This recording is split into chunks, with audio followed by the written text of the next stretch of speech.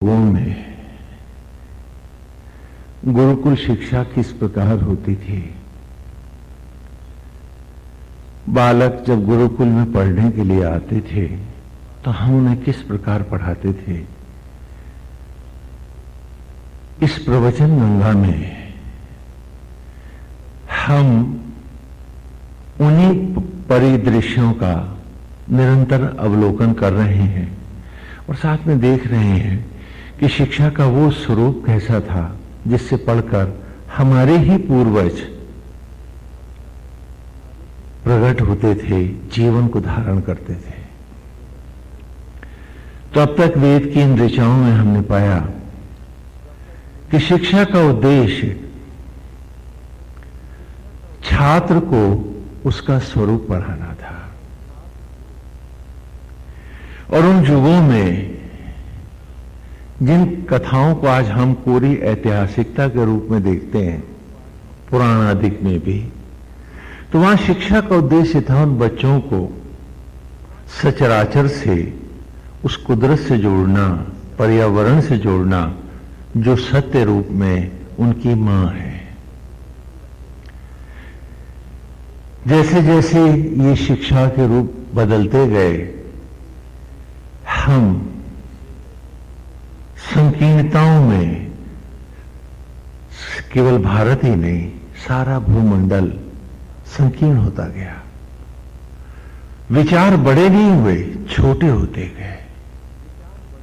मैं और मेरों तक हमारी प्रतिबद्धताएं, हमारी सीमाएं आ गईं। पहले गुरुकुल की शिक्षा में हम देखते हैं कि ऋषि आचार्य उस बालक को गगन सा ऊंचा, सचराचर सा व्यापक और महान बनाता है। जो उसका सत्य स्वरूप है उसको उसके सामने रखता है। अभी पीछे हमारे स्वामी लोग बैठे चर्चा कर रहे थे, हम भी उसी में सम्मिलित हो गए बीच में आकर, कि व्यक्ति झूठ क्यों बोलता है, वो गलत आचरण क्यों करता है, उसका कारण क्या है।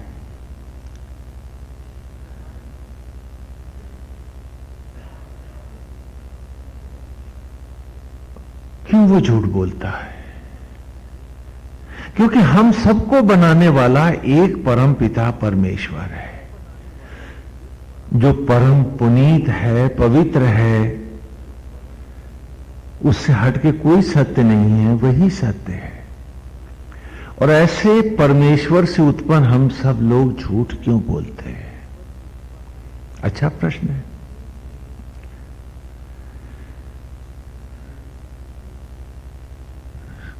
वेद ने भी हमें इसका उत्तर दिया और अतीत के युगों की शिक्षा की भी यही मान्यता रही है कि वो व्यक्ति जो अपने से अनभिज्ञ होता है, जो स्वयं को और अपनी सत्ता को नहीं जानता है,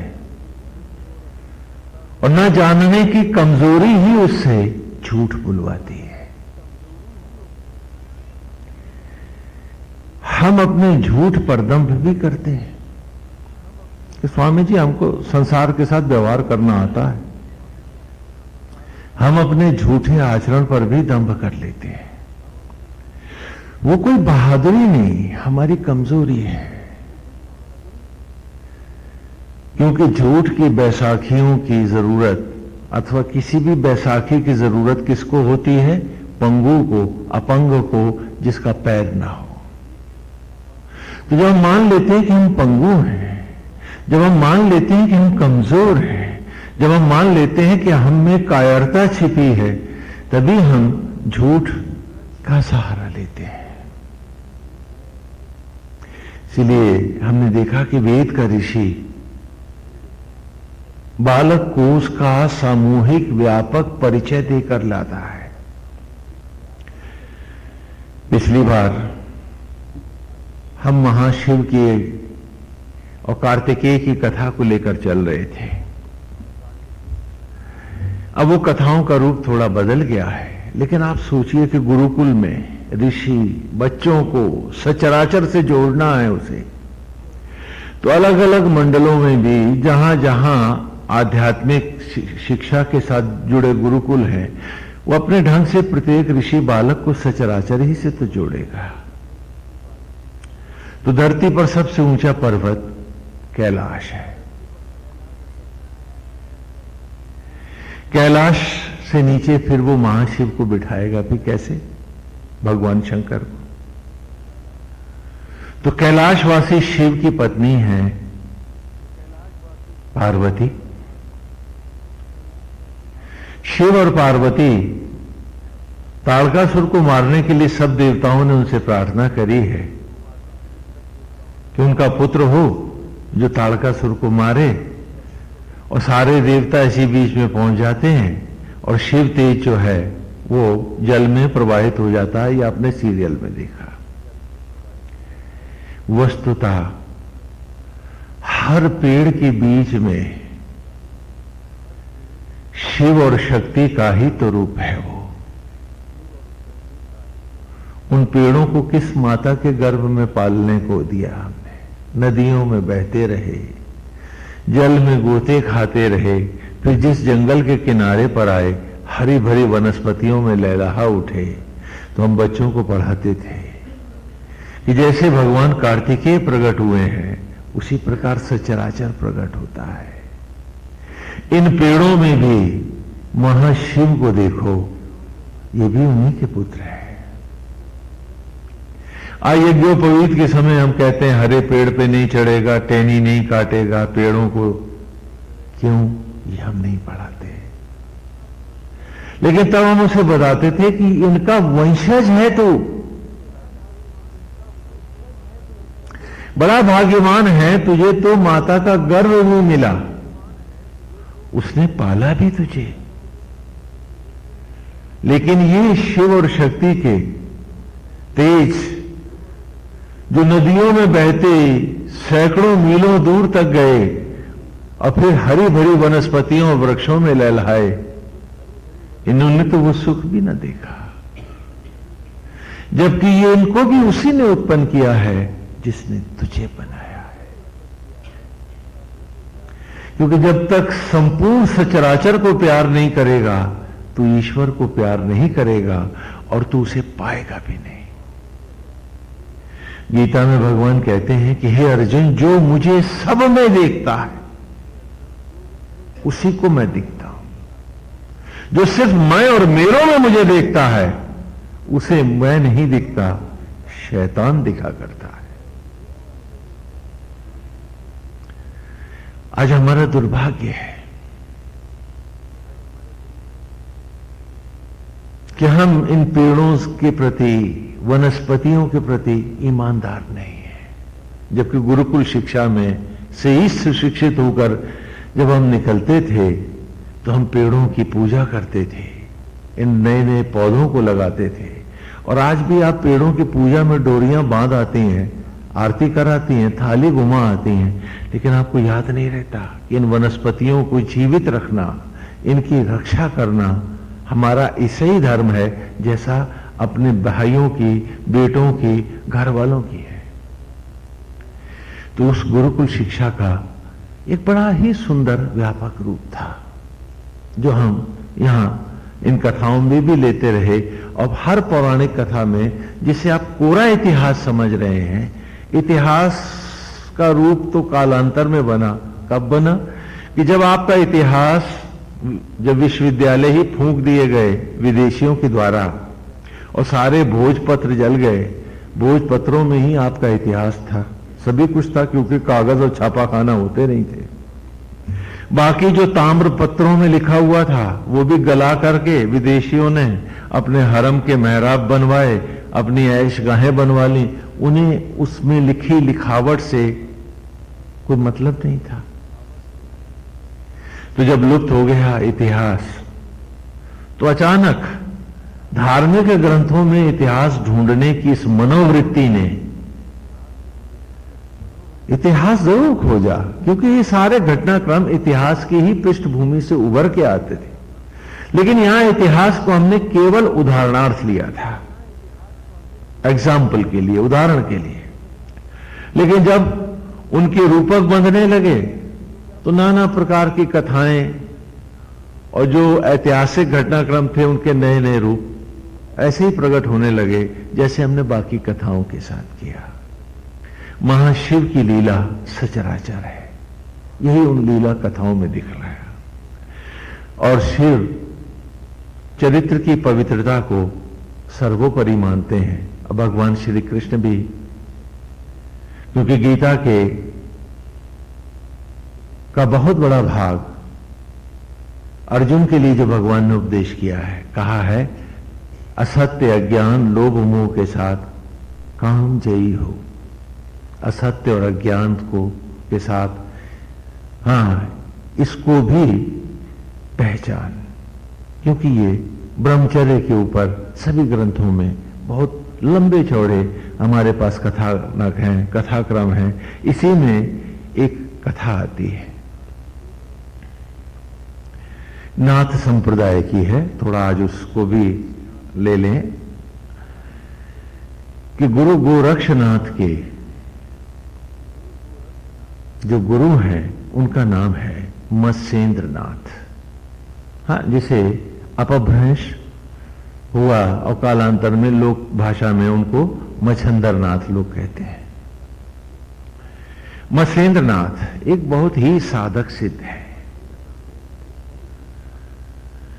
और इतने तपस्वी हैं कि उन्होंने शिव तत्व को प्राप्त कर लिया है। ऐसे सिद्ध गुरु मत्स्येंद्रनाथ एक बार जा रहे होते हैं तो उन्होंने, एक स्त्री आकर के उनके चरण पकड़ लेती है, तो उससे कहा पुत्रवती हो। तो वो रोने लगी कि महाराज मेरे पति की तो अर्थी बुझ जा रही है और आपने मुझे ऐसा कह दिया।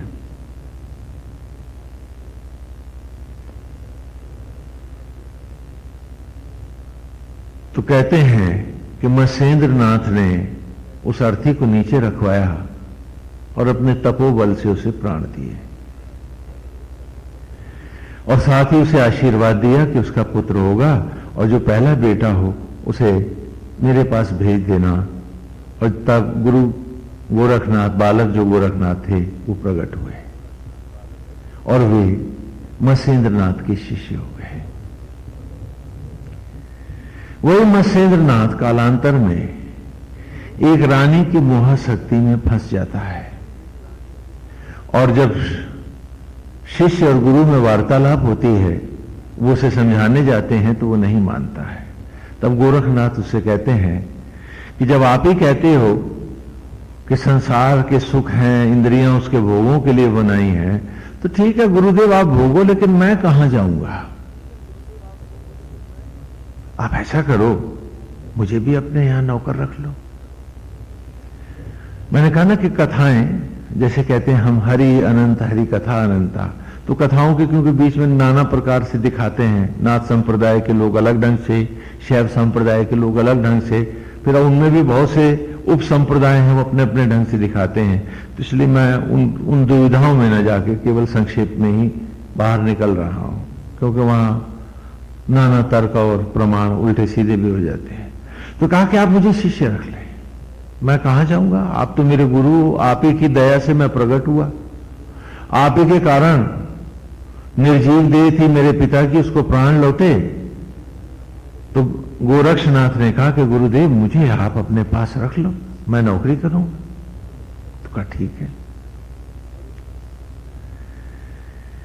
और इस प्रकार राजा हो गए मत्स्येंद्रनाथ, रानी से उनका विवाह हुआ, बालक भी है और बालक गोरक्षनाथ जो है वो उसकी सेवा में है। तो एक दिन वो कपड़ों को धोने के लिए जा रहे होते हैं तो रानी कहती है कि राजकुमार को भी ले जाओ, इनको भी नहला के ले आना। और पीछे से चिल्ला के कहती है अच्छे से फेंट के सुखा के लाना। बोला सबको? बोले हाँ। बोले ठीक है। तो कपड़ों को तो वो धोते ही हैं, राजकुमार को भी धो के फेंट के सुखना टांग देते हैं। जाहिर है राजकुमार का देहांत हो जाता है। लौट के आते हैं, कहते हैं माता मुझे खाना दे दे, बड़ी भूख लगी है। वो बोले वो बालक कहां है, कुंवर जी कहां है? बोले वो तो सूख रहे हैं, आप इन्हें तो कहा था अच्छे से कूट पीट के फेंट के और सूखना डाल गया ना कपड़ों को सबको। मैंने पूछा सबको? आपने कहा था सबको। मैं तो सबको डाला है। तो बेहोश हो जाती है, हाय मेरा बेटा मार दिया इस पागल ने। छाती पीटने लगती हैं। मसेन नाथ को पता चलता है, राजा साहब को, तो वो भी रोने लगते हैं। जाकर के बालक का शव उतारते हैं और उसको मारने दौड़ते हैं। तो कहते हैं गुरुदेव ठहरो, ये आप क्या कर रहे हो? मैंने तो राजमाता की, रानी की आज्ञा ही मानी थी, आप मुझे मार क्यों रहे हो? क्या आपको याद नहीं?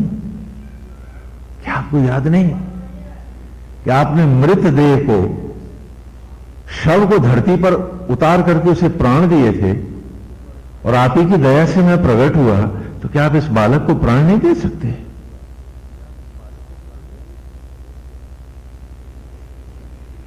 आप ही तो कहते थे कि इंद्रियों के रास्ते ही सत्य हैं। तो हे महातपस्वी, यदि ये विषयों के रास्ते ही सत्य हैं तो इस बालक को प्राण न दे दो।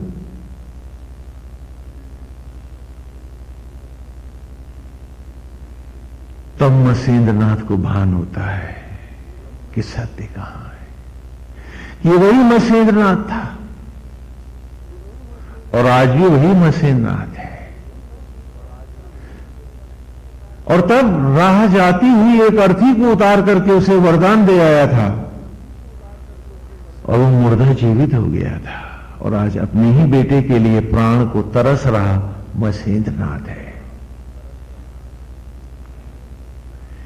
ये कथाएं बहुउद्देशीय होती थी। मैं कथाओं के विस्तार में नहीं जा रहा हूं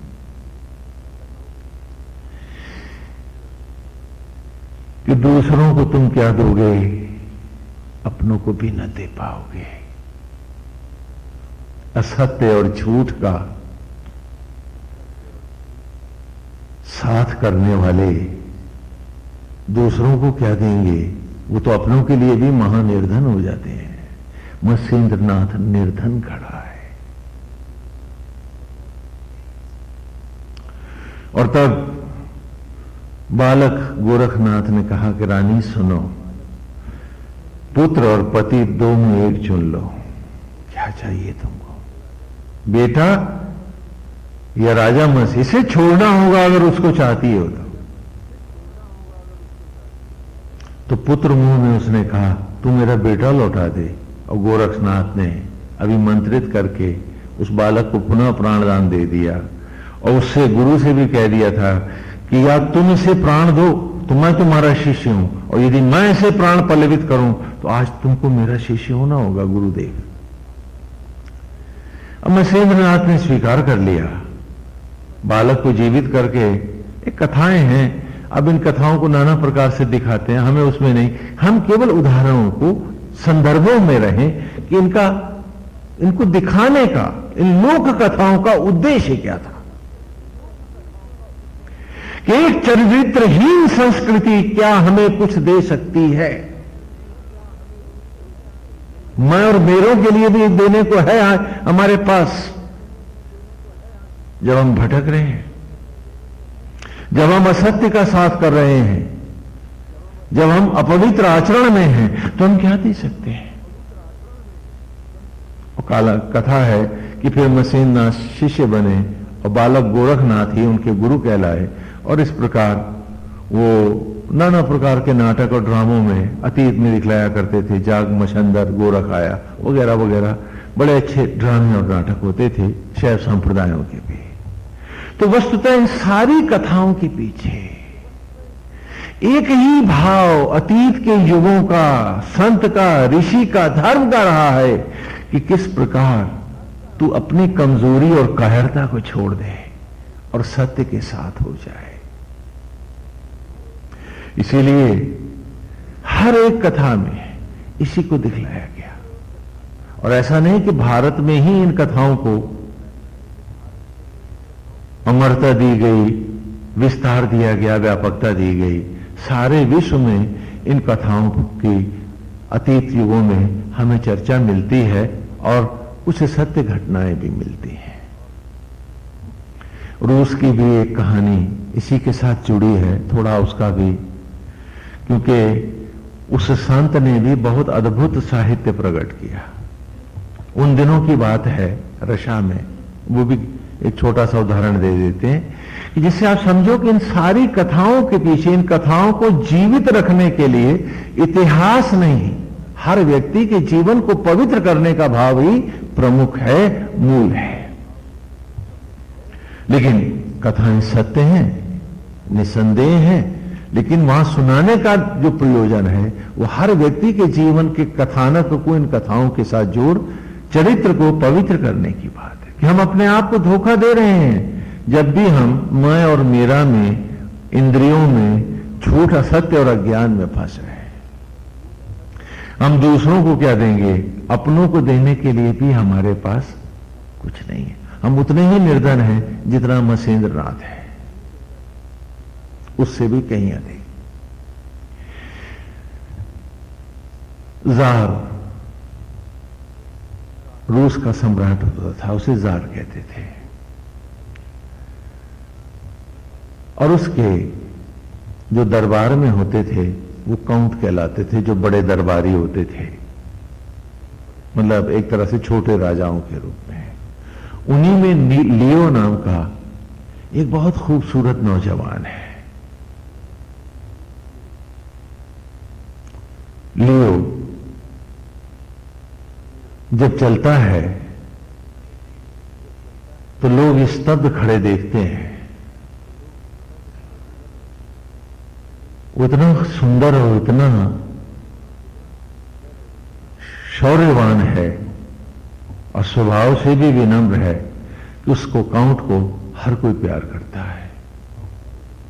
एक डचेस है जिसे वो काउंट भी प्यार करता है, लियो। और एक बार दोनों एक पार्क में बैठे होते हैं, वो बैठी होती है तो उसी के उद्यान में लियो उससे मिलने जाता है, क्योंकि कुछ दिन बाद लियो का विवाह उस डचेस के साथ होना है। तो जब दोनों बात कर रहे होते हैं तो अचानक वो डचेस फूट फूट कर रोने लगती है और वो लियो से कहती है कि लियो, मैं तुम्हें धोखा नहीं देना चाहती, मैं गर्भिणी हूं, पेट से हूं, मेरे पेट में किसी का बीज पल रहा है। तो लियो के लिए सारी धरती चूर चूर हो जाती है, उसके सपने खंडित हो जाते हैं। लियो उससे पूछता है, बताओ कि तुमने मेरे साथ ये प्यार का नाटक क्यों किया? लियो के लिए उसकी प्यार एक पूजा है, इबादत है। कौन है वो?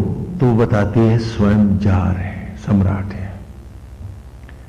लियो वहीं से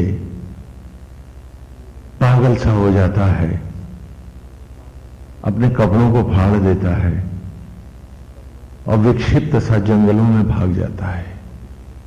लियो का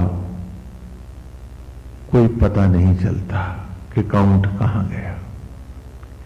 एक लंबे अंतराल के बाद लियो एक चैपल में मिलता है जहां वो पादरी है।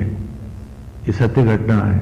अभी जब मैं लियो का पूरा नाम बताऊंगा तो आप में से बहुत से लोग उसे जानते हैं, क्योंकि उसकी कथाएं, उसके उपन्यास आप में से बहुत लोगों ने पढ़े भी होंगे, क्योंकि कई भाषाओं में उसका भाषांतर हुआ।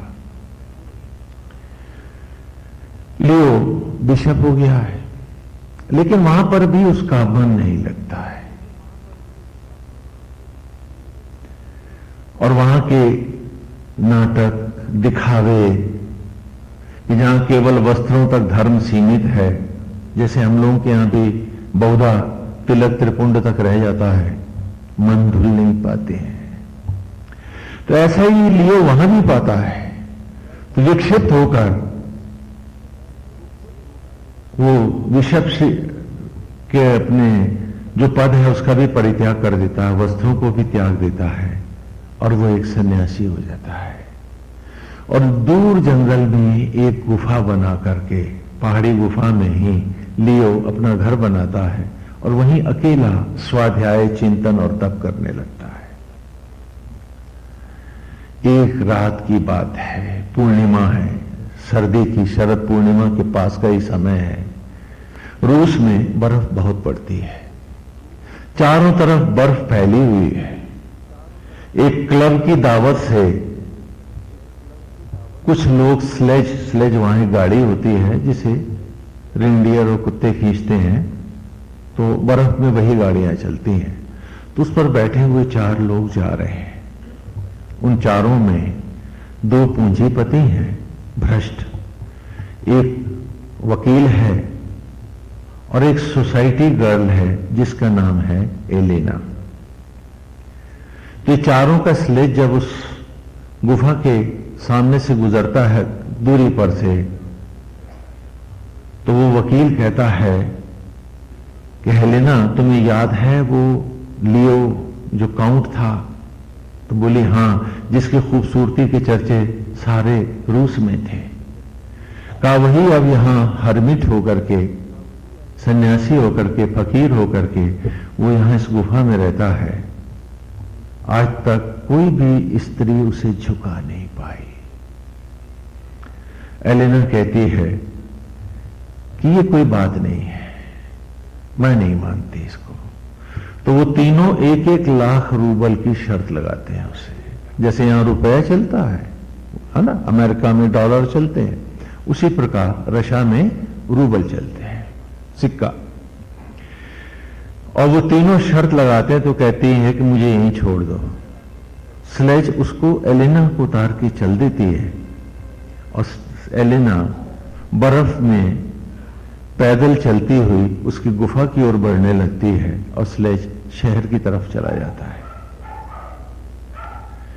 सन्यासी अपनी गुफा में बैठा हुआ है। अब मैं दोनों की डायरियों के पन्ने जोड़ रहा हूं जिससे कि आप लोगों को पूरी तस्वीर देख सके, क्योंकि बाद में एलेना की भी डायरी हमें मिलती है और लियो की भी,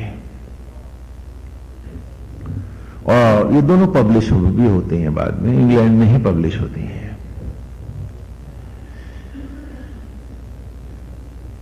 ये चलती हुई उस गुफा के पास आती है और गुफा के पास आकर के उससे कहती है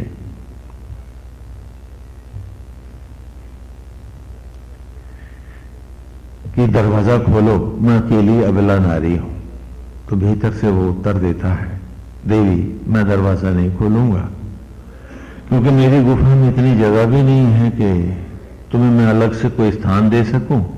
बगल में ही सराय है थोड़ी दूर पर, तुम वहां चली जाओ। तो कहा नहीं, मेरे पैर बर्फ में फूल गए हैं और वो बर्फ का भालू भी मेरे पीछे पड़ा हुआ है, वो मुझे मार डालेगा, तुम जल्दी से दरवाजा खोलो। तो उसने कहा कि मैं नहीं खोलूंगा।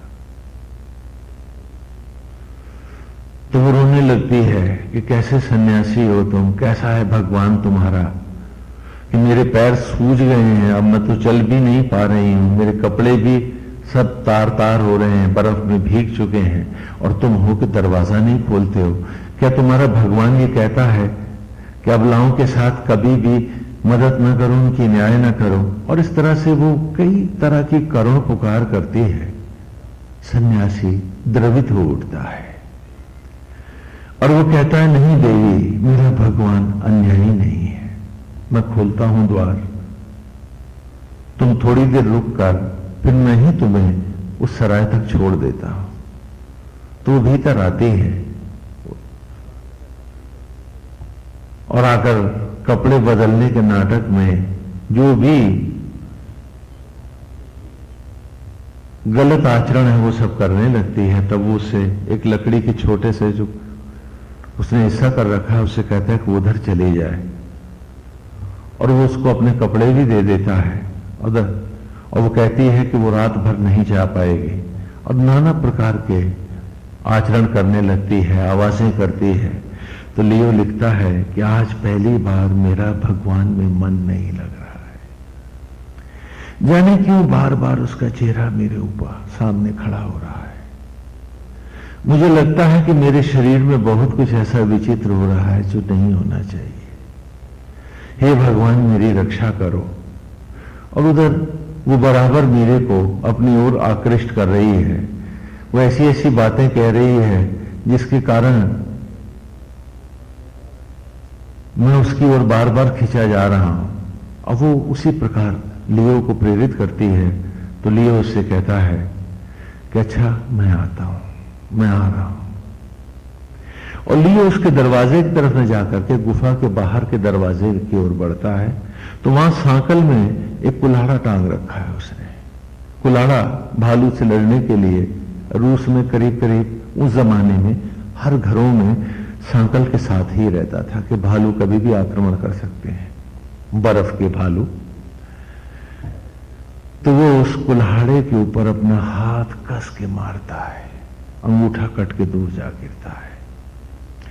और वैसे ही लियो उस देवी के सामने खड़ा हो जाता है कि मैं आ गया, अब आप बताओ क्या कहना चाहती हो। लियो शांत है, उसकी बॉडी में कोई पैशन नहीं है, उसकी स्थिर गंभीर मुद्रा है कि देवी क्या कहना चाहती है, कहें।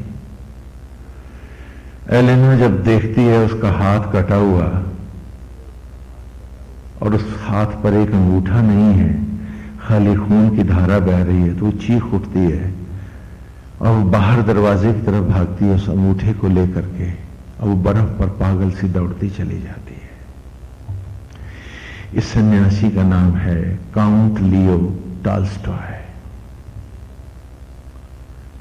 इस तरह की कथाएं जहां समाज में चारित्रिक पवित्रता को भी नकारा गया, जहां भारत अब धीरे धीरे उसी ओर बढ़ रहा है, वहां की भी ये कथाएं हैं। अतीत इसे यूं ही नहीं गाते रहे, इनका भी बहुत बड़ा महत्व युगों के साथ रहा है। इसीलिए गीता में, भागवत में, सभी ग्रंथों में इसके महत्व को गाया गया है। और वेद का ऋषि भी जानता है कि कमजोरियां आदमी के बाहर नहीं है, भीतर है। और उसी को लेकर के हमने देखा कि आरंभ से ही यज्ञोपवीत के साथ ही जो संस्कार वेद ने हमें देने शुरू किए, ये गुरुकुल शिक्षा में हम बच्चों को पढ़ा रहे हैं, तो उसका प्रथम उद्देश्य है कि वो इंद्रियों से नहीं सचराचर से जुड़े। और जुड़ना है तो भीतर अपनी आत्मा से एक हो जाए, उस सत्ता को पहचाने, उस सत्य को पाए जिसका नाम आत्मा है, जिसके द्वारा वही शिव है, वही राम है, वही कृष्ण है, वही ब्रह्मा, विष्णु और महेश है। और इसी धारा में हमने देखा कि वेद के आरंभ से ही जब यज्ञ का आरंभ हुआ तो भी हमने जाना कि हम जो बाहर यज्ञ कर रहे हैं वो पूरा नहीं है। ये यज्ञ उस यज्ञ को बढ़ाने के लिए है जिसके द्वारा सृष्टि उत्पन्न हो रही है। तो इसलिए यज्ञोपवीत के साथ, हाँ ना, इस जो जनेऊ हम पहनाते थे, तो उसके बिना कोई शिक्षा नहीं है। तो यज्ञोपवीत का संधि विच्छेद करें, यज्ञ धन उपवीत। किसी यज्ञ में उपमाने व्याप्त होना,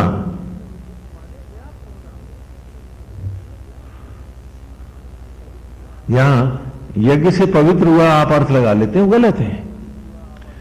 यज्ञोपवीत है, यज्ञ उप, उसमें व्याप्त होना और उसी में ही अपने आप को समा देना। वीत माने समाना, अद्वैत करना। ये वैदिक शब्द है। पाणिनि की संस्कृत में इसका व्याकरण से अगर यदि आप सिद्ध करेंगे तो पूरी तरह से सिद्ध नहीं होगा ये। और इसीलिए इसका मंत्र हमारे सामने जो आया वो गायत्री मंत्र है, जो जनेऊ के साथ, यज्ञोपवीत के साथ हम देते थे। तो यज्ञ अर्थात यज्ञ शब्द का अर्थ है या माने उत्पत्ति, ज्ञा माने उस ज्ञान को प्राप्त होना। उत्पत्ति के उस ज्ञान को प्राप्त होना, उसमें व्याप्त होना और उसी के साथ अद्वैत करना, इसको क्या कहेंगे हम? यज्ञोपवीत। तो उसी को पढ़ाने के लिए हमने देखा कि गुरुकुल की शिक्षा में कि वेद के आरंभ में ही उसको लीलाओं के द्वारा, नाटकों के द्वारा जब हम पढ़ाते हैं तो एक लड़के को आचार्य बनाकर बिठाते हैं कि ये यज्ञ का आचार्य है, दूसरे बालक को उपाचार्य बनाकर बिठाते हैं, तीसरा यज्ञ की सामग्री के रूप में सामग्री रखते हैं, और फिर एक यज्ञ कुंड है जिसमें ज्वाला प्रकट है, और फिर एक बालक को हम यजमान बनाकर बिठाते हैं। और इस प्रकार ऋग्वेद के पहले जो सूक्त हैं वो हमने इसी रूप में पढ़े। पहला आचार्य क्या है, यज्ञ क्या है, क्या यही जो हम गा रहे हैं, जो आहुतियां लगा रहे हैं, यही यज्ञ है? तो वेद ने कहा नहीं, ये यज्ञ उस यज्ञ को बढ़ाने के लिए है जिससे सचराचर सृष्टि प्रकट हो रही है, उत्पन्न हो रही है। और हम निरंतर ऋचाओं के द्वारा इसी यज्ञ को पढ़ रहे हैं। कहा कि आचार्य कौन है? सबसे पहले उस बालक को हमने पढ़ाया ऋग्वेद के पहले सूत्र में, पहले पूरे सूक्त में, कि अग्निम ईले पुरोहितम यज्ञस्य देवम ऋतबीजम होतारम रत्नधातमम। कि वो जो बालक आचार्य बना बैठा है वो कौन है? वो आत्मा का प्रतिबिंब कर रहा है, वो ईश्वर रूप यहां बैठा हुआ है। शरीर रूपी इस यज्ञशाला में आत्मा ही यज्ञ का अधिष्ठित देव है। अग्निम, वो अग्नियों के अधिपति महाशिव का रूप है। पुरोहितम, संपूर्ण सचराचर को तत्व रूप ज्ञान रूप प्रकट करने वाले ब्रह्मा जी का रूप वही बालक जो आत्मा है वो है। वो बालक उसी आत्मा को बिंबित कर रहा है। और ऋतबीजम, उन्हीं बिंदुओं को सृजन के द्वारा पुनः जीवंत खिलौनों में धारण करने वाले और उनको चलाने वाले महाविष्णु का रूप है। अ उ मा ओम है। अ से अस्तित्व तत्व धारक ब्रह्मा, उ से उत्पत्ति सृजन सृजक विष्णु, म से मृत्यु मृत्युंजय महेश। धारण, सृजन और संहार के यज्ञ के द्वारा वो परमेश्वर आत्मा होकर जो शरीर रूपी यज्ञशाला में जूठे अन्न को, हमारे जूठे अन्न को बन के शबरी का राम यज्ञों के द्वारा रक्त और ज्योति में लौटा रहा है, उसी आत्मा को ही ये बालक जो आचार्य बना बैठा है ये उसको बिंबित कर रहा है। इसीलिए जो लोग घरों में यज्ञ कराते हैं वो आचार्य का आत्मा अर्थात परमेश्वर के रूप में वर्णन करते हैं। परंतु वो वर्ण तब तक अधूरा है जब तक उसे वो अपनी आत्मा का प्रतीक नहीं मानते। कि वस्तुतः जो सत्य रूप आचार्य है यज्ञ का, वो तो केवल एक पिता परमेश्वर है, जो आज भी हर देह में भोजन को उसी प्रकार यज्ञों के द्वारा रक्त, ज्योति और तेज में लौटा रहा है। उसी प्रकार गर्भ में, जैसे पेड़ों के गर्भ में चिता की राख को, भस्मियों को अन्न में लौटा रहा है, वो आत्मा ही यज्ञ का आचार्य है, वही अधिष्ठित देव है। इले उस आत्मा से द्वैत करने के लिए ही मैंने ये बाहर का यज्ञ तुमसे करवाना आरंभ कराया है कि बाहर को बाहर जलाकर भीतर इस सत्य को पढ़ने को आ। जो बाहर आहुतियां गाते हैं वे कुछ नहीं पाते हैं, उन्हें यही भीतर भी करना होता है। तो कहा कि आत्मा ही यज्ञ का अधिष्ठित देव है। तो ये जो आचार्य बैठा है, जो पहले 9 ऋचाएं हैं प्रथम सूक्त की, ये इसी के विषय में है।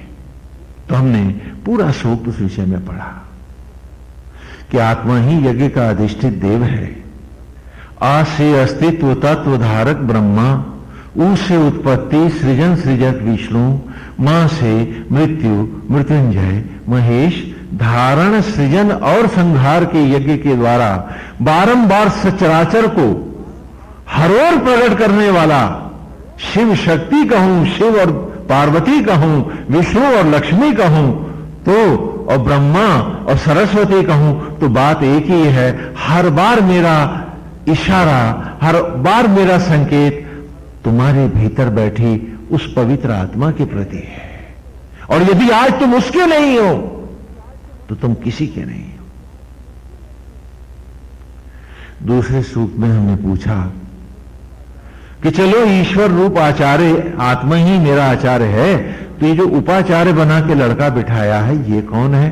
तो हमने दूसरे सूक्त में पढ़ा, वायवाया ही दर्शते में सोमारम कृता तेषाम पाही श्रुति हवम, कि प्राण वायु ही आत्मा के साथ यज्ञ का उपाचार्य है। वायुक्ते विरजरन्ते त्वामच्छा जरितारा सुत सोमा अहर विधा वायुतव प्रपंचति तेना जिगाति दाशुषे उरुचि सोम पीतये, कि प्राण वायु, प्राण ही आत्मा के साथ ऐसे ही उपाचार्य है जैसे भगवान राम के साथ राम के दूत कौन है? जोर से बताइए, हनुमान है। और किसके बेटे हैं? वायुपुत्र है। तो जैसे राम के साथ हनुमान है, उसी प्रकार आत्मा के साथ प्राण वायु ही हनुमान है।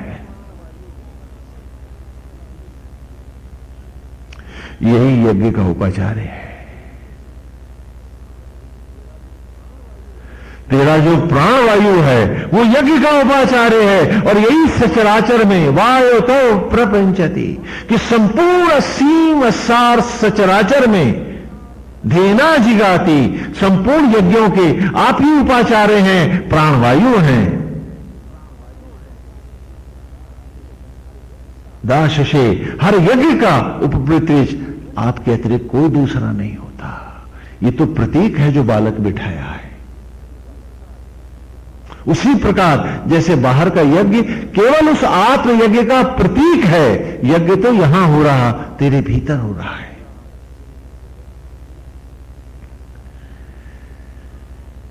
और फिर तीसरे सूक्त में हमने पूछा, ये यज्ञ की ज्वाला क्या है? ये कुंड, ये वेदी क्या है? ये अग्नियां कैसी हैं?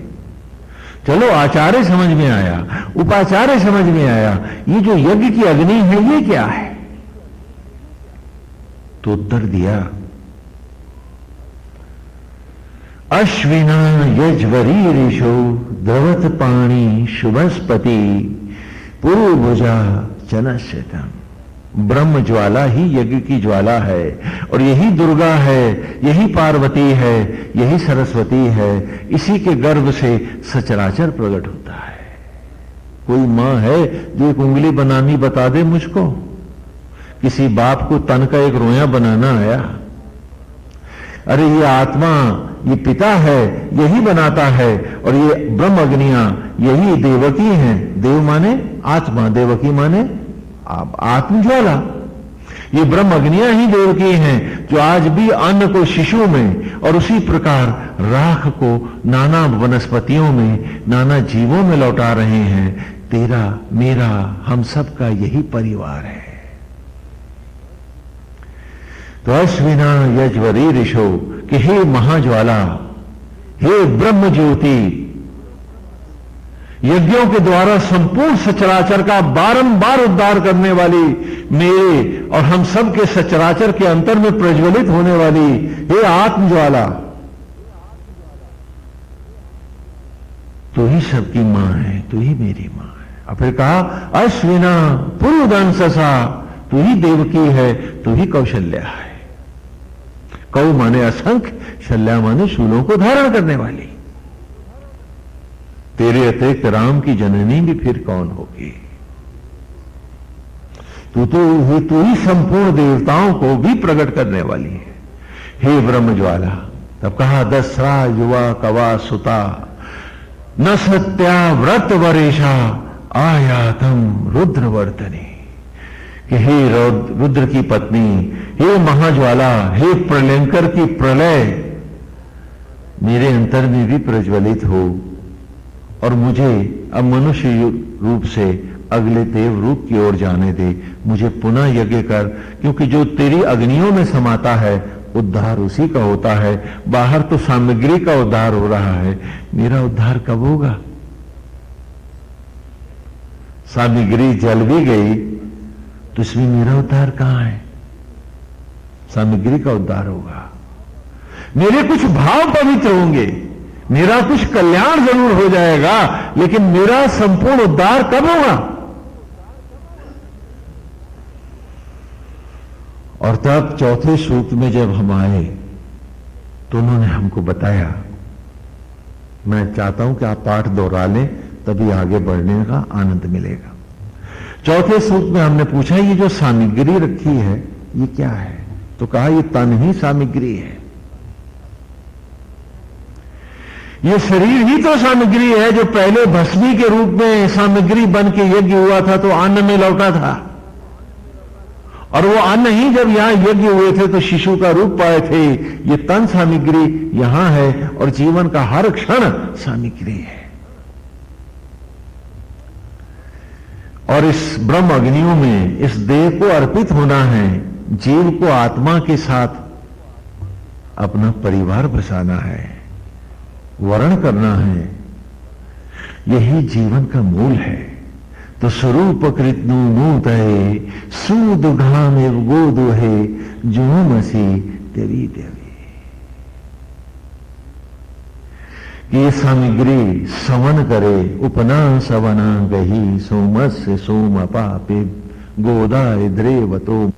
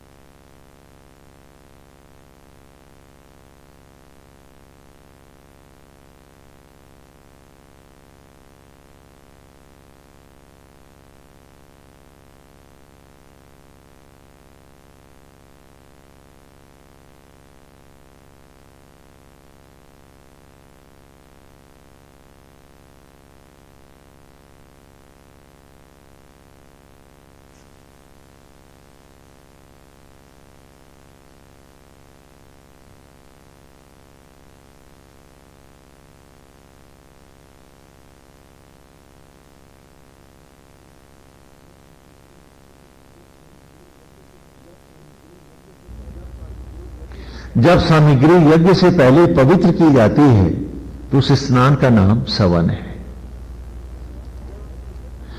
जब विवाह से पहले वधू वर के जल से नहलाई जाती है, उस स्नान का नाम भी सवन है।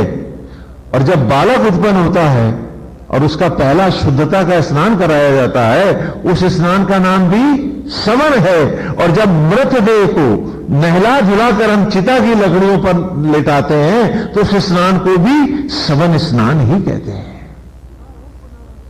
तो कहा उपना सवना गही सोमस्य सोम पापे गोदा इद्रेवतो मदा। कि आज सामग्री, तन रूपी सामग्री आत्मा रूपी श्रीवर के जल से नहा रही है। काहे के लिए? सोम से, सोम के लिए, ज्योतियों के लिए।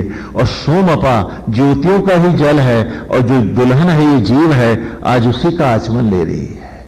सामग्री लपटों को जाएगी, जीव जो गोपी है वह आत्मा गोविंद की हो जाएगी।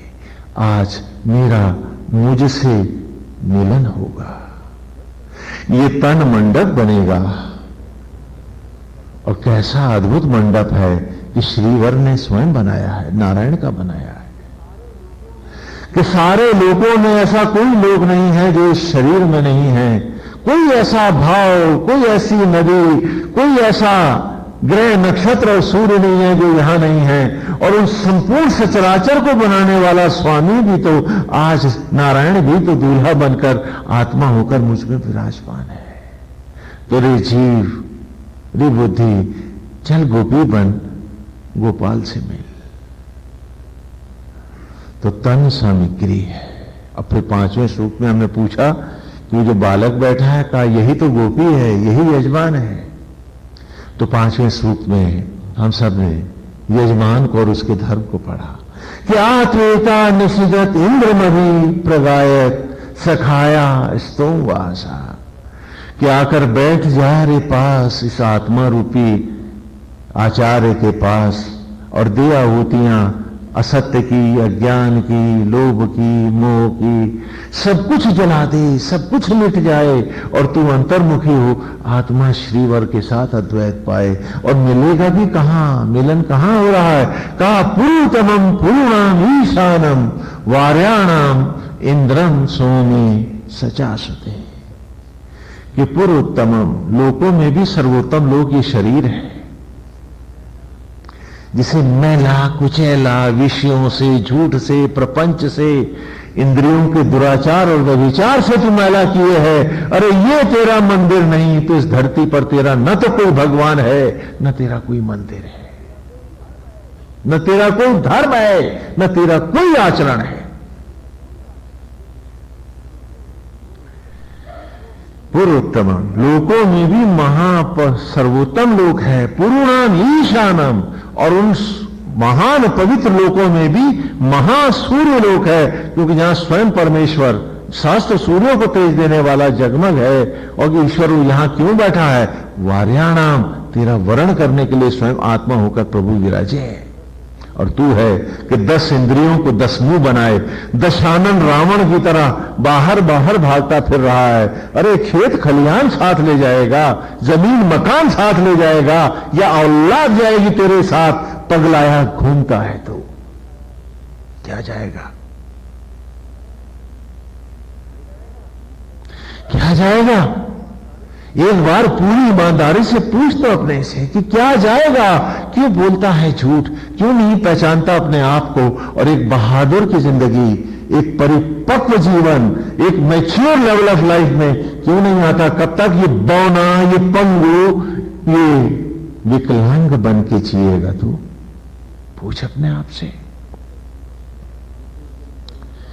जिसे तुम बड़ी कामयाब जिंदगी कहते हो, मैं आपसे एक सवाल पूछता हूं। आपने दशहरे का रावण देखा है जो पुतला बना खड़ा होता है?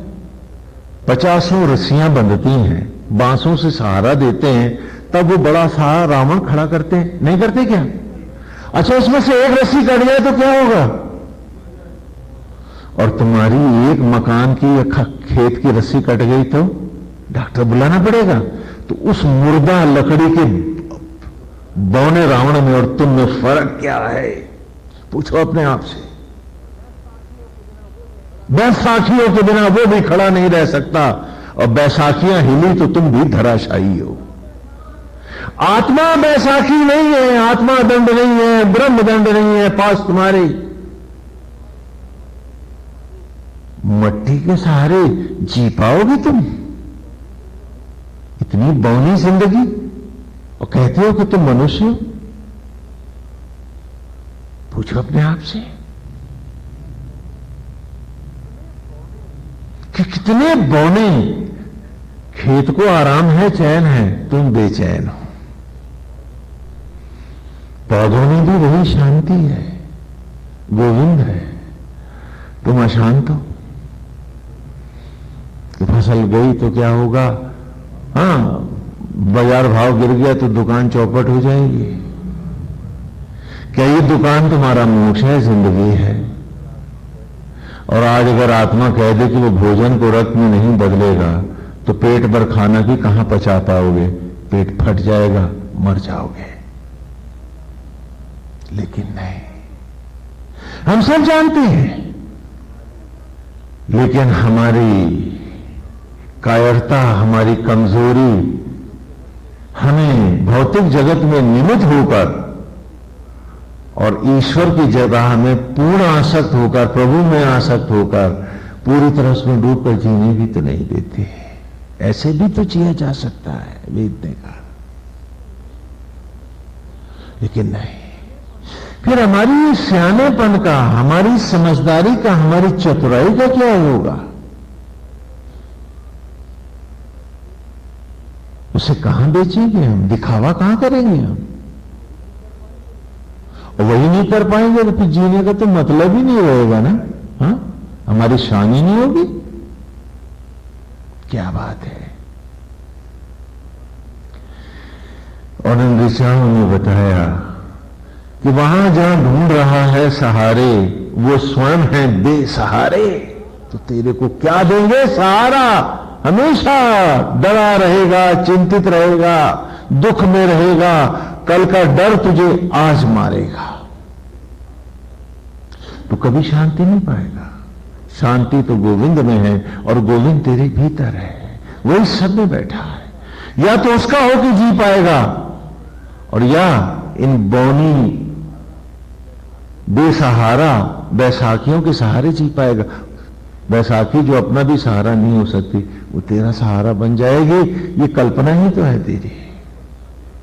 क्या किसी ने परछाइयों को भी लाठी माना, और तू सारी जिंदगी परछाइयों के सहारे जिया है? मैंने देखा कुछ लोग, एक कांटेदार पेड़ खड़ा था बीच रास्ते में, गांव के गलियारे में, तो हर आदमी के पांव में कांटे गड़ते थे, जूते चप्पल थे नहीं। लोग गरीब लोग होते भी नहीं है गांव में, तो कहां होते हैं। तो ये हुआ कि इस पेड़ को गिरा दिया जाए। तो जरा ज्यादा सियाने थे उस गांव के लोग, उन्होंने कहा जहां जहां तक कांटे फेंकते हैं ना, वहीं से इसको धराशायी किया जाए। और वो परछाइयों पर पेड़ की कुल, हाँ, गड्ढे खोदने शुरू कर दिए उन्होंने, यहीं से इसकी जड़ें काट देंगे। क्या पेड़ गिर जाएगा? बोलो, परछाइयों को काटने से क्या पेड़ गिर जाएगा? उल्टा गड्ढे हो जाएंगे, और जिन्हें ठीक से दिखाई नहीं पड़ता, सांझ के सुलगे में वो गांव वाले उस गड्ढे में गिर के हाथ पैर भी तुड़वाएंगे। तो सियाने लोगों ने कहा कि पगलो, परछाइयों पर नहीं, इसकी जड़ को काटो, तो ये पेड़ धराशायी हो जाएगा। और हम हैं कि परछाइयों को ही सब कुछ माने हुए, आत्मा को जानते नहीं है। परछाइयों पर ही कुल्हाड़े चलाते हैं, तो क्या हम पवित्र हो जाएंगे? अरे नहीं, कहा एक साधे, एक आत्मा के हो जाओ, एक गोविंद के हो जाओ। और इसी को छठे सूक्त में लिया है हमने। आज इस सूक्त का समापन है, इसलिए संक्षेप में दोहराते चलें कि छठे सूक्त में इसी परंपरा को, इसी परिपाटी को उसने आगे बढ़ाया है। और अब गायत्री मंत्र हमारे सामने स्पष्ट हो रहा है, क्योंकि गायत्री मंत्र का संकल्प भी मेरा यही तो था कि ओम भूर्भुवः स्वः तत्सवितुर्वरेण्यम भर्गो देवस्य धीमहि धियो यो नः प्रचोदयात्। कि ओम ओम अ उ म, ये तीन अक्षर जुड़े तो क्या बना? ओम। धारण, सृजन और संहार, अ उ म। ओम रूपी आत्मा भू जो उत्पत्ति को करने वाला है, जिसने मुझे पैदा किया है, परछाइयों ने नहीं, आत्मा ने।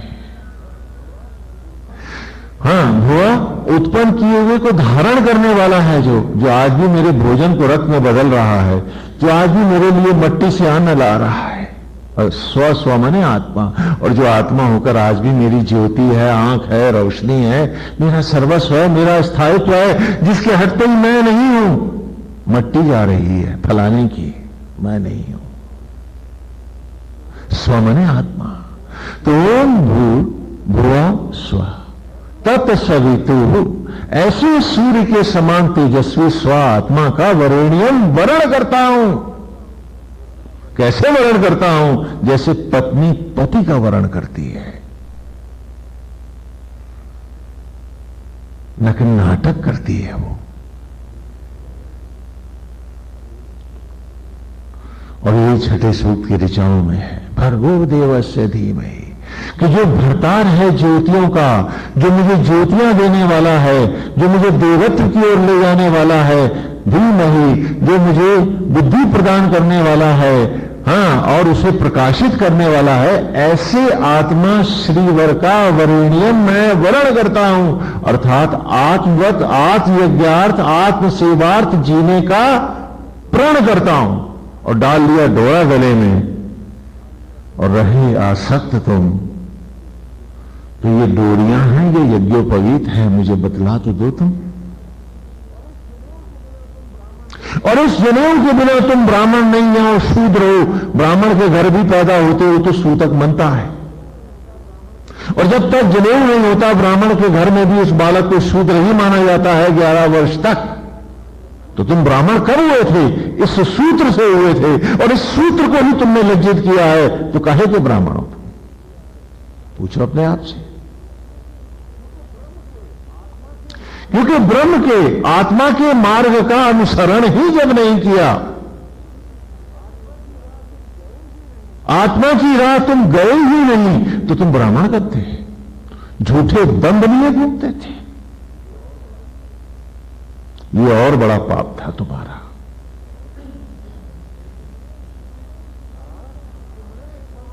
कहा कि मैं सबों उस ब्रह्म को, आत्मा को देखूंगा, उसी को अर्पित होकर जीऊंगा, शरीर को भी उसका मंदिर मान करके इंद्रियों को आत्मा के हित में ही प्रयोग करूंगा, अन्यथा नहीं करूंगा। क्या किया हम में से किसी ने? तो हम में द्विज कौन है? न यहां कोई ब्राह्मण, न क्षत्रिय, न वैश्य। हम सब तो अज्ञानी हैं, और अज्ञान को ही वेद ने शूद्र कहा है, सो शूद्र है। क्योंकि सत्य रूप में द्विज वही होगा जो द्विज राह का अनुसरण करेगा, शेष सारे ही शूद्र होंगे। और इसी को छठे सूक्त में फिर हम लेके आगे चले ऋग्वेद के। तो हमने आज अंतिम ऋचा पर हैं, तो पहले ऋचाओं का धीरे धीरे संक्षेप में लेते हैं, क्योंकि खूब विस्तार हो चुका है। फिर भी दोहराना जरूरी है, क्योंकि जिसे हर सांस में दोहराना है उसे चंद सांस तो दोहरा ही लें। जिसे हर सांस में दोहराना है, अरे चलो उसे चंद सांस तो दोहरा ही लें। तो क्या छठे सूत्र का आरंभ करते हैं कि युंगंतिम ब्रदनम मरुषम चिरंतम परितस्तुषा रोचन्ते रोचनादि। यूं जानते हैं, आओ आज योग करें। योग का अर्थ यहां मुर्गासन, कुकुटासन और म्यूरासन न लगा लीजिएगा, जो आजकल योगा क्लासेस में आप लोग जाने लगे हैं।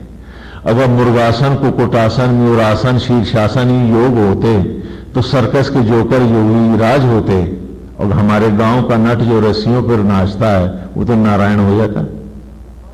योग का अर्थ है कि मरणशील बुद्धि का, जीव का अमर आत्मा से जुड़कर जीना। 2 से 2 का योग करो, योग फल क्या है? 4। पानी से चीनी का योग करो, यौगिक क्या बना है? शरबत। तो यूं जानते आओ योग करें, आओ जुड़ जाएं ब्रह्म से, अपनी अंतरात्मा से, चिरंतन जिसके कारण ही ये जीवन गतिमान है। ये मट्टी का ढेर, ये राख का अंबार मनुष्य बन के चल रहा है, बोल रहा है, सुन रहा है, दौड़ रहा है, सारे कार्य कर रहा है। चिरंतन जो हर गति को देने वाला है, आओ उस अपने भीतर उस आत्मा को, सत्य को खोजें। तो सत्य जयी हो तो कायरता से, झूठ से हम अलग हट जाएं। तो ये अंतिम ब्रदनम, आओ जुड़ जाए ब्रह्म से। चिरंतन अरुषम जो ज्योतिर्मय है, जिसके हटते ही ये आंखों में रोशनी नहीं रहती, 100 सूरज भी आ जाएं तो भी मुर्दे को दिन नहीं दिखता। चल अरुषम, वही जो संपूर्ण ज्योतियों को, जीवन ज्योतियों को देने वाला है। आओ ऐसे आत्मा के साथ जुड़ें, उससे जुड़ जाएं। वो जो यज्ञोपवीत की कसम खाई है, आओ आज उसे पूरी ईमानदारी से पूरा कर दिखाएं। खाली तावे डाले न घूमे, सत्यनिष्ठ हो। चिरंतन परितस्तुषा, जिसके कारण ये जीवन है, ये स्थायित्व है, ये परिवार घर द्वार है, आओ आज उसको भी तो जान लें, जिसकी दया से सब कुछ है, उसके हो जाए। रोचनते रोचना दी, आओ आज उसकी ज्योतियों से, सत्य से, अहिंसा से, प्राणी मात्र की सेवा से, प्राणी मात्र में प्रभु के रूप को देखने की भावना से, ऐसी ज्योतियों से अपने मन के अंतरिक्ष को ज्योतिर्मय बनाएं। आओ आज गोविंद के हो जाए। यूयंत्यस्य काम्या हरि, अगली ऋचा में, यूयंत्यस्य काम्या हरि विपक्ष सारथी शोणा धृष्णु निवासा, कि जिससे जुड़ते ही संपूर्ण कामनाओं का ह्रास हो जाता है। विपक्ष सारथी, तो देह के इस अज्ञान से भी छूट जाता है। मेरा तेरा, अपना पराया, मेरे पराये, इस सब से हट जाता है। सीए राम मैं सब जग जानी, इस सुंदर भाव में समा जाता है। आओ आज ऐसी आत्मा से जुड़ जाएं। आओ आज श्री हरि गोविंद गाएं। बहुत गा लिया है मेरा तेरा, बहुत कर लिया है तू मैंने, बहुत असत्य और अज्ञान जिए हैं, बोए हैं, काटे हैं हमने। आओ आज सत्यनिष्ठ हो जाएं। आओ आत्मा गोविंद को पाएं। आओ अपने भीतर और गहरी और गहरी और गहरी बैठते चले जाएं। तब कहा कि तुम कृणवन अकेतवे पेशो मर्या अपेश से संशद भी रजाए था, कि उपाधियों को नष्ट कर और अकिंचन हो, क्योंकि उपाधियां वो व्याधियां हैं जो समाधि लगने ही नहीं देती। उपाधि की व्याधि से दूर हटना है हमें। तो केतुम कृणवन अकेतवे पेशो मर्या अपेश से, कि भेद जगत की सीमाओं को लांग फिर अभेद हो जा, क्योंकि जो मूल और अकिंचन न हुआ वो भीतर भी नहीं गया। जब तक मैं हूं, मेरे हैं, उनकी चाहत है, इच्छाएं हैं, तेरी समाधि कहां से हो जाएगी? कौन सा योगा कर लेगा तू? तो जब तक बाहर से मूल और अकिंचन न हो कि जो कुछ है नारायण आपका है, मैं निमित्त हूं, और फिर जेली विधि राखो राम ताही विधि रही हूं, जब जैसे तू रखेगा ऐसे ही रहूंगा। भली बुरी तू जान, मैं तेरा निमित्त, तुझको अर्पित, सारे कर्तव्यों को ईमानदारी से करता हुआ कल की चिंता नहीं करूंगा। वो गोविंद आप जानो, मैं बुद्धि से, विवेक से, आपके दिए हुए मस्तिष्क से सारी सेवाएं करता हुआ भी सब में एक ईश्वर का भाव रखूंगा और हर सांस आप में जीऊंगा। तभी तो उपाधियों से और भेदभाव से बच पाऊंगा। और कहा कि जब बाहर से मूल और अकिंचन हो तो समुषद भी रह जाए था, तभी भीतर की राह तुझे मिलेगी, नहीं तो द्वार न खुलता तेरा। चाहे जितनी माला फेर, चाहे जितने दान कर, कुछ पाएगा नहीं। आशीर्वाद पाएगा, कुछ मट्टी से मट्टी और ले लेगा। जिसे तू सोना कहता है, वो अंत में चिता की लकड़ियां बताएंगी वो मट्टी है, साथ नहीं गया तेरे। कुछ नहीं है तेरे पास, निर्धन है तू। और तब कहा कि जब बाहर से मूल और अकिंचन हो तो आदह स्वधानम, तब आकर दहन हो आत्मा रूपी धाम में, पुनर्गर्भत्व में रे, और उसी के गर्भ से ज्योतिर्मय सूर्य बन के उत्पन्न हो, इसमें यज्ञ हो और इसी से नया रूप पा, दधाना नाम यज्ञ, तब यज्ञ के नाम को चरितार्थ कर, यज्ञ तब होगा न कि वहां होगा। और तब कहा बीलू चिदारुष तनु भुर गुहा चिदिंद्र बन्नी में अविंदु श्रयानु। यज्ञ की स्थली कहां है? इस शरीर में है तेरे। बीलू चिदारुष, 10 इंद्रियों को उत्पन्न करने वाली, मन को ज्योतिर्मय बनाने वाली, जो अग्नियां हैं उनको उत्पन्न करने वाला आत्मा, जो यज्ञ है, जो श्रीवर है, उसका अनुसरण कर। तो हमने इसी ऋचा के साथ गुरुकुल में पहला सनातन धर्म का मंदिर बनाया। आज आप मंदिरों में जाकर दंडवत तो बड़े लंबे कराते हैं, लेकिन जानते नहीं हैं कि इनको बनाने का हमारा उद्देश्य क्या था। जैसे गुरुकुल में, जैसे प्राइमरी स्कूल में खिलौनों के माध्यम से आप बच्चों को पढ़ाते हैं, A for S, B for balloon, C for cat, खिलौनों से पढ़ाते हैं, खिलौने रख के अल्फाबेट्स पढ़ाते हैं, गिनतियां सिखाते हैं केजी क्लास में।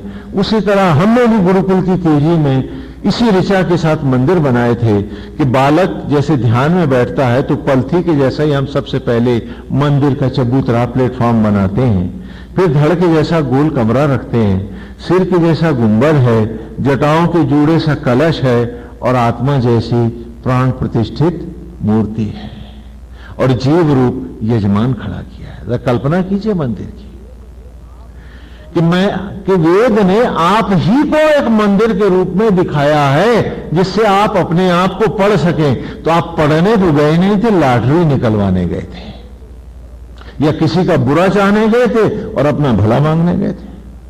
क्या बात है?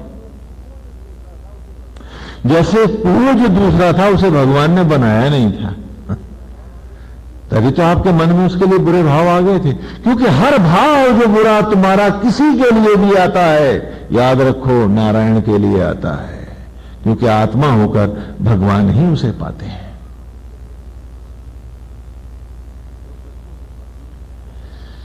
तो बच्चों को ये सत्य पढ़ाने के लिए ही हमने मंदिर बनाए थे कि पालथी जैसे आप लगा के बैठे हैं आसन पे, तो इसी के जैसा हमने सबसे पहले प्लेटफॉर्म बनाया, चबूतरा बनाया, थला बनाया, प्लेटफॉर्म बनाया, फिर शरीर के जैसा ही गोल कमरा खड़ा कर दिया। देखो मंदिर बन रहा, और सिर के जैसा ही, आपके सिर के जैसे गुंबद बना दिया। जटाओं के जूड़े से जो गुरुकुल में बालक के होता है, जूड़ा होता है, वैसे ही हमने उसके ऊपर गुंबद के ऊपर का कलश बनाया, डेकोरेशन ऑफ द डोम। आत्मा जैसे ही नारायण की मूर्ति रख दी और वहां जो पुजारी खड़ा है, जीव रूप, वेद ने कहा तुम सब इस शरीर में एक निमित्त, एक पुजारी तो हो, इस हाथ का इस्तेमाल तो कर रहे हो, बनाना तो नहीं जानते। जानते हो क्या? तो ये शरीर किसका? बोले जिसने बनाया उसका। तो मंदिर तो नारायण का है, वैसे ये शरीर भी तो आत्मा नारायण का है। जीव रूप हम सब पुजारी तो है, और जब ये शरीर हमारा नहीं तो इससे जुड़ा संसार, वो परछाइयां हमारी कैसे हो जाती हैं और क्यों हो जाती हैं? इसलिए जब मरे तो हाथ खुले थे और चिता की लकड़ियों पर कुदरत ने कहा कि शरीर भी हमारा है, राख में वापस ले लिया, बाकी क्या गया? भटकता जीव प्रेत योनियों में। और मिला क्या था हमें? इसीलिए आगे कहा कि ये शरीर भी, कि ये मंदिर मैंने क्यों बनाया था? इसलिए कि देव यंतो यथा मतिम अच्छा विदग वसुम गिरा महामनुषत श्रुतम। कि देव यंतो यथा, इस मंदिर के द्वारा आत्मवत हो गया जो मतिम अच्छा, और जिसकी मति आत्मा में ही व्याप्त होकर निर्मल हुई, विदग वसुम गिरा, जिसके संपूर्ण कर्म, चेष्टाएं, विचार, मन, इंद्रियां सब नारायण को अर्पित हो गई। महामनुषत श्रुतम, श्रुतियां कहती हैं कि वही एक अनंत परमेश्वर को पाता है, बाकी सब तो अपनी पूजा का फल मट्टी में लेते हैं और मट्टी हो जाते हैं। और तब अगली ऋचा में जो सबसे महत्वपूर्ण ऋचा है, इंद्रेण संगहि द्रक्षसे संजमानो अभिभूषा मंदु समान वर्चसा। वेद ने सोचा कि कोई और भी संदेह है तो तू अपने यहां दूर कर ले। कि इंद्रेण संगहि द्रक्षसे, कि ब्रह्म ज्वालाओं में साथ साथ ही निचुड़ गए जब कौन? आचार्य, उपाचार्य और यजमान। अभी तो बाहर वाले यज्ञ में आचार्य ने दक्षिणा ली और वो सीधा हो गया, उपाचार्य ने भी अपना माल लिए चला गया, और यजमान ने क्या किया? अगले दिन राख समेटी और गोमती में डाला है और यज्ञ से उठ के वो भी चला गया। तो यहां उत्पत्ति क्या होनी थी? कैसे होती है उत्पत्ति? ये पूछ रहा है आपसे कि क्या ये यज्ञ है और क्या इससे उत्पत्ति होती है? ये तो पढ़ाने के लिए था। अन्यथा जो सृष्टि यज्ञ है उसकी यही भी एक मर्यादा है कि इंद्रेण संगहि द्रक्षसे, कि ब्रह्म अग्नियों में संग संग निचुड़ गए जब आचार्य उपाचार्य संग यजमानों, यजमान के साथ, जब तीनों ही यज्ञ में आकर के व्याप्त हो गए सामग्री के साथ, सारे आचार्य उपाचार्य और यजमान भी जब यज्ञ की ज्वालाओं में समाये अभिभूषा, तब क्या हुआ? एक सुंदर जगमग मोती सा एक नई सृष्टि हुई, एक नया शिशु प्रकट हुआ। और इस शिशु में क्या है? आत्मा आचार्य है, प्राण उपाचार्य है और जीव यजमान है। तो जब तक ये तीनों उसमें अर्पित नहीं होंगे, नई सृष्टि में ये तीनों इकट्ठे आएंगे कैसे? बोलो। वहां तो सब भाग गए थे अपने अपने घर, दक्षिणा लेकर के, आहुतियां डाल करके, और आप भी बड़े खुश थे कि लाउड स्पीकर लगा के हमने हवन कराया है, इतने लोगों को बुलाया और जिमाया है, अब तो हमारा बड़ा नाम हो गया। तो नाम तो हो गया, यज्ञ कहां हुआ? कहा इंद्रेण संगहि द्रक्षसे, कि जब ब्रह्म अग्नियों में आचार्य उपाचार्य और यजमान सब एक होकर के समाये, एक हो गए, एकता के सूत्र में बंधकर अर्पित हुए अभिभूषा, तो अचानक एक सीपी से एक सुंदर ज्योतिर्मय मोती प्रकट हुआ, एक ऐसी सृष्टि हुई। सुना है किसी के घर एक शिशु हुआ, पौधों पर नए पुष्प खिले थे, जीवन को एक नई धड़कन मिली थी। ना होते तीनों इकट्ठे, ना होते तीनों तिरोहित, तो आती सृष्टि कहां से? मंदु समान वर्चसा, और उसी से सारा सचराचर मोद मंगल और आनंद से भर उठा। यूं सृष्टि का यज्ञ हुआ, यूं हो रहा है, यूं होता रहेगा। यज्ञ की यही मर्यादा रहेगी। इसलिए अगली ऋचा में आपने पढ़ा क्या? संक्षेप में चल रहे हैं कि अन्वद्यैरभिर्मखा सह स्वदर्शति गणैरेन्द्रस्य कामैः। अन्वद्यैः, जिनका वध ना हो सके, जो कभी मारी ना जा सके, ऐसी अजर अमर अभी भी ज्योतियों का सम्मुख कराने वाला मखा जो यज्ञ है, जो आत्मा रूपी यज्ञ है, जो ब्रह्म अग्नियां हैं, सह स्वदर्शति, जो अंतर्मुखी होकर के मन प्राण और आत्मा से एक ही भाव से इस आत्मा में, इन ब्रह्म ज्वालाओं में अपने आप को अर्पित करता है, जो यूं ही खो जाता है, जो उन्हीं का हो जाता है। गोविंद ही जिसका सब कुछ है, गोविंद में ही जिसके जीवन का क्षण है। गणैर इंद्रस्य कामैः, वही संपूर्ण इंद्रियों की कामनाओं को प्राप्त होता हुआ, अर्थात अमरत्व को, अनंत परमेश्वर को, जो सब कामनाओं से परे है, जो सब कामनाओं को पूर्ण करने में समर्थ है, उस प्रभु में व्याप्त हो जाता है। और तब हमने पिछले रविवार की ऋचा में स्तुति गाई थी क्या? कि अतः परिजमन्ना गही दिवोवा रोचनादधि समस्मिन नंजते गिरा। कि अतः माने अतीव, इसलिए जबकि हम सब ये सत्य जान गए हैं और सच क्या है कि हम सब जानते हैं कि हम ये सत्य जान गए हैं। ये बात अलग है कि यहां से निकलते ही भूल जाएंगे कि हम जान गए हैं। काश हम याद रख पाते, निरंतर इसी में जी पाते, तो हर क्षण जगमग ज्योति सा होता, और वो जो भौतिक दायित्व हैं उनको भी हम और अच्छे से कर पाते। केवल लिप्तता उधर न होकर नारायण के साथ होते तो उसके रिजल्ट को लेकर चिंतित, आतंकित, व्यथित न होते, और तृप्तियों के लिए झूठ भी न बोलते। तो कहा अतः परिजमन ना गए, इसलिए जमन कहते हैं जीवने को, खाना खाने को क्या कहते हैं? जमन। अतः परिजमन ना गए, परिमाने व्यापकता से, पूर्णता से, अतः परिजमन ना गए, इसलिए व्यापकता से जीवने के लिए दिवो वा रोचना तदी, जो देवत्व है, जो कुछ भी है, ज्योतियां हैं, हे आत्मा, हे यज्ञ की ज्वाला, आज इन सबको समस्मिन सामग्री के समान ही जला दो, स्वीकार कर लो, अपने तन का अंजन बना लो। मां, हे ब्रह्मअग्नि, इन्हें स्वीकार करो। हे गिरा, हे महाशिव की पत्नी, हे पर्वतराज की बेटी, और गिरा सरस्वती के लिए भी आता है, और इन तीनों का नाम ब्रह्मअग्नियों के प्रति है। वो ज्वाला जो तुम में प्रज्वलित हैं, वे ही तीनों हैं। हाँ, तो समस्मिन निरंजते गिरा, और उसके साथ ही हमें प्रेरणा भी मिली कि अरे क्यों खा रहा झूठ, क्यों खा रहा पाप, क्यों खा रहा सत्य, क्यों खा रहा ज्ञान? खाना ही है तो देवत्व को खा, ज्योतियों को खा, सत्य को खा, नारायण का हो जा। इस यज्ञ को सदा सम्मुख रख, इसकी ज्योतियों को पीता चल, और ज्योति हो जा, ज्योति हो जा। और इसी के साथ आज की ऋचा है। आज की ऋचा देखें,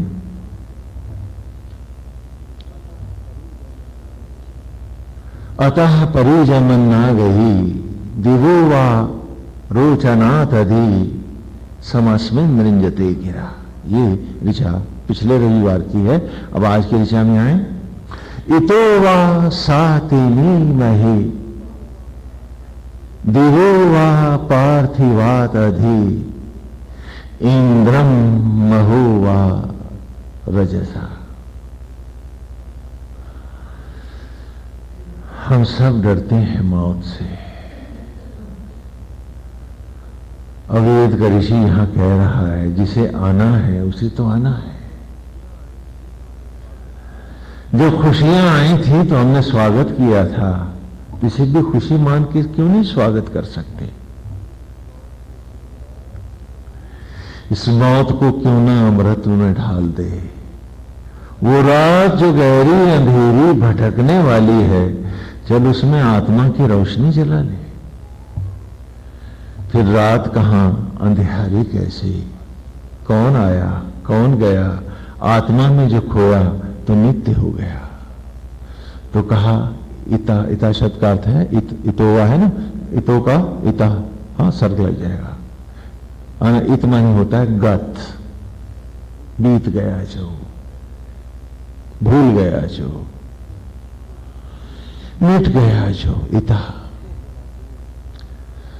जो अतीत को भुला दे, हर चाहत को जला दे, हर असत्य और अतृप्ति को ईमानदारी से, जिसने जो किया होगा मुझे तो याद नहीं। क्योंकि जब तक अतीत से नहीं छूटेगा तो नित्य आत्मा में नित्य होकर उसमें ढल भी तो नहीं पाएगा। तो कहा इतोवा, आज उसको सारे अतीत को भी जला दे। साती कहते हैं मृत्यु वेदना को, असह्य वेदना, पीड़ा। सात माने सुख और साती माने असह्य वेदना। हाँ, आप चाहो तो सात माने सुख भी लिख लो, वैसे यहां वो शब्द आया नहीं है इसलिए हमने अर्थ बोर्ड पे नहीं दिया आपको। इतोवा सातिनी, नी माने मृत्यु। क्या आज मृत्यु की असह्य पीड़ाओं को भी बिता दे, भुला दे, बीत जाए सब, और जीवन की हर स्मृतियां भी शेष हो जाएं। क्यों जिया, कैसे जिया, सच था या झूठ था, आज सब शेष हो गया, कुछ बाकी नहीं है। आ मिटा दे आज सबको, वक्त को भी आवाज दे कि मेरा अब कोई अतीत नहीं है, न लेना है न देना है, न आना है न जाना है, कुछ याद नहीं, सब बीत गया, सब चल गया है। तो एक गोविंद शेष है, एक नारायण शेष है। इतो वा साति महे, कि मौत की वेदनाओं को भी भूल गया हूं, मैं जानता नहीं हूं। वो आए तो आए, मर्जी उसकी। देवो वा पार्थिवाद अधि, जो देवत्व और जड़त्व है मुझ में, मुझे कुछ याद नहीं है, सब भूल गया, सब इतः गत हो गया है। अब नहीं है पास मेरे पास तो एक मनोहारी छवि है, एक गोविंद है, एक श्रीवर है, जिनके गले में मेरी ही पहनाई हुई वरमाला है। वही है, ब्रह्म ज्वालाएं हैं, उनमें सब कुछ अणु अणु इंद्रम महो वा रजसा, ब्रह्मग्नियों में अणु अणु सब जल गया है, सामग्री बन भस्म हो चुका है। एक कृष्ण है, एक कृष्ण है और कुछ नहीं है। ऐसा रूप डूबा है उसमें कि सब गोविंद हो गया है। अंग प्रत्यंग एक नारायण है, इंद्रम महुआ रजसा, सब समाप्त हो गया है। इतो वा सातिमी महे, अब तो मृत्यु की वेदनाएं भी और मिलने वाले सुख भी सब बराबर हो गए हैं, बीत गए हैं। एक भाव है, गोविंद भाव है, एक रूप है, मेरी आत्मा अनंत का वासुदेव का रूप है, और दूसरा कोई रूप नहीं है। वेद ने कहा जब मन इस प्रकार एकाग्र और एकत्व में आएगा तभी तो यज्ञ की मर्यादा पूर्ण होगी। इंद्रिय संग ही द्रक्षसे, संयग मानो अभिविशा, कि जब सब कुछ एक ही में शेष हो जाएगा, अभिविशा, तभी तो देवत्व में एक जगमगाते मोती सा तो नया रूप, अमर रूप पाएगा। वो जिसके पास मैं है, उसके हैं, मेरे हैं, अपने हैं, पराए हैं, अरे वो तो इन्हीं में भटकता रहेगा प्रेत बनकर, युग युग तक, युग युगांतर तक, अनंत अनंत काल तक। कृष्ण की लीलाओं में आए, उद्धव की एक छोटी सी कथा आज याद कर लें कि जब कृष्ण ने कहा उद्धव से कि उद्धव रोने लगे कि वासुदेव मेरा क्या होगा, तो कहा श्री राधा ने जो तुमसे कहा था कि उद्धव जिन्हें तुम सिद्ध करना चाहते हो, अरे तुम उन्हीं में खो क्यों नहीं जाते हो? हर बार था लग क्या फलाना देवी सिद्ध कर रहा हूं, अरे क्षण भंगुर तू क्या अजर अमर को सिद्ध करेगा? अपना ख्याल कर। तो कहा उद्धव जिन्हें तुम सिद्ध करना चाहते हो, अरे पगले उन्हीं में क्यों नहीं खो जाते हो? अरे ये लोटा क्यों कामना करता है कि सारा सागर उसमें समा जाए? अरे लोटा क्यों ना सागर में गिर जाए कि लोटे को भी सागर का सम्मान मिल जाए, कि लोटा भी सागर में डूबे और सागर हो जाए। हारा लोटा ये दंभ क्यों लिए बैठा है कि ईश्वर मेरा हो जाए? अनंत परमेश्वर को क्षुद्र बुद्धि में क्यों बांधना चाहते हो तुम? अरे वो जो स्वामी है सचराचर का, उसी में डूब क्यों नहीं जाते हो तुम? तो उद्धव जिन्हें तुम सिद्ध करना चाहते हो उन्हीं के हो क्यों नहीं जाते हो? राधा ने पढ़ाया था तो वासुदेव ने कहा उद्धव जाओ, अब बद्री वन में वो मेरे द्वारा रक्षित क्षेत्र है, तुम वहां पर राधा के बताए मार्ग पर चलो। तो उद्धव जी ने वहां जाकर द्वारिकाधीश की सुंदर प्रतिमा बनाई है। बेर खाते हैं इसलिए बद्री बने, बेरों का बने हैं, और तप्त कुंड में स्नान करते हैं, बद्रीनाथ धाम जिसको आप कहते हैं। समय बीत गया है, पता नहीं कितना समय बीता है। अब उद्धव के पास सिवाय एक उस नारायण की सुंदर महिमा के और कुछ है ही नहीं है। अंग प्रत्यंग गोविंद विराजे हैं, उठता बैठता कृष्ण में है। हर क्षण उसकी मनोहारी छवि सामने रहती है। सुंदर नेत्र विशाल, सुवर्ण नासिका, कमल की पंखुड़ियों जैसे खिलते हुए होंठ, जगमग ज्योतिर्मय आभा, मुकुट, मोर, पंख और सुंदर मोतियों से जड़ी केश राशि। उद्धव का मन तो से एक विचार में ही आकर स्थिर हो गया है। ऐसे में एक बार ध्यान से उठा उद्धव तो क्या देखता है कि सामने द्वारकाधीश खड़े हैं। कहा, नारायण ये क्या? आप तो सन्यासी हो गए थे। तो भगवान हंसे, कहने उद्धव मुझे बड़ी देर से खड़ा तेरी प्रतीक्षा कर रहा हूं, जब मुंह धो के बेर खाते हैं, देख मैंने बेर तोड़े हैं, भगवान के हाथ में ढेर सारे बेर हैं, और भगवान के हाथ में खरोंचे भी लगे हैं कांटों के। कल मुंह धो के फिर खाते हैं ना। तो उधर जो तप्त कुंड में मुंह धोते हैं जल में, जो देखा रूप अपना, तो वहां तो कृष्ण है। अरे मोर मुकुट है, वैसे ही नासिका है। अरे उद्धव कहां गया? उद्धव परेशान है, बार बार जल को छितराता है और देखता है उद्धव को। आज उद्धव नहीं दिखता है। उद्धव को द्वारकाधीश ही दृष्टिगत हो रहे हैं, उन्हीं को देख रहा है उद्धव। उधर भगवान कह रहे हैं उद्धव जल्दी करना, आता क्यों नहीं है? उद्धव जी लौट के गए और हाथ जोड़ खड़े हो गए कि प्रभु आप माया क्या कर रहे हो? कहने कैसी माया? कहने आज उद्धव को क्यों नहीं देख रहा है जल में? नारायण आप ही की ये मनोरम झांकी क्यों है? कहा रे पगले उद्धव, जब तू मुझे सिद्ध कर रहा था तो तेरे घर में मैं एक नन्हा शिशु एक उद्धव बन रहा था।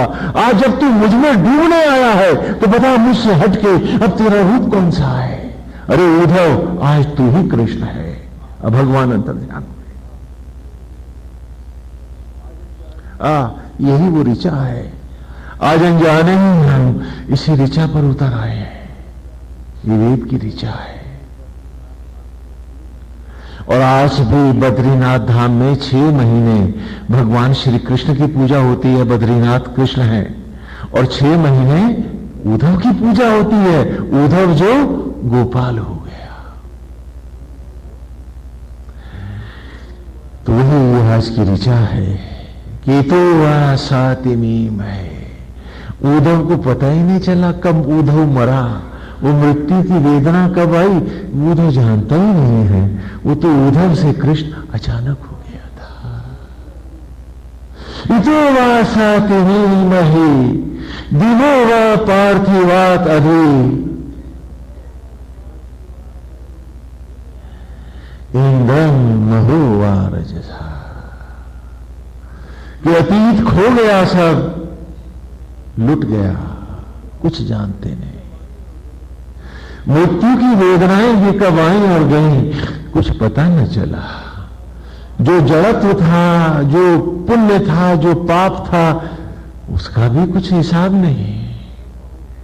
ब्रह्म ज्योतियों ने इंद्रम महो और ब्रह्म अग्नियों में एक ही भाव में स्थित हुआ, अणु अणु व्याप्त हुआ, तो उस महानतम पद को महो, उस महानता को पा गया था उद्धव भी।